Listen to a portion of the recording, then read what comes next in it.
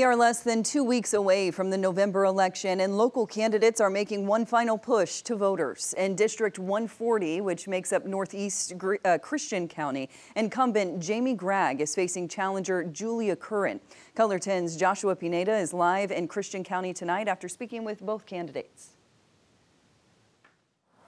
Jamie Ray Gregg and Julia Curran are both longtime residents of Christian County, and they both tell me that they want to fight for the people here and make sure that the issues that they care about are being addressed in Jefferson City. The people here need somebody who understands the thought processes and the people that are here, and I think they deserve that. The bar is set high, and I think we need to meet that bar. I want to advocate for people who I'm representing, and I don't want to ever forget that I'm doing that.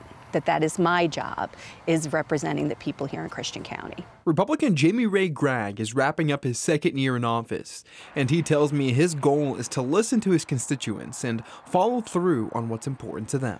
They want us to make sure that we've got smaller government, make sure there's not overreach, make sure that moms and dads, families, households are in charge of their households and they're not forced and told what they can and can't do. Democrat Julia Curran, his challenger, says one of the biggest issues she's passionate about is making sure young adults who come to Christian County stay in Christian County. I think that we need to give our younger generation an opportunity to stay here.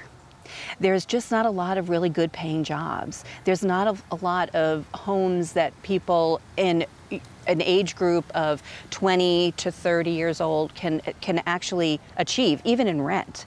And that's a big issue.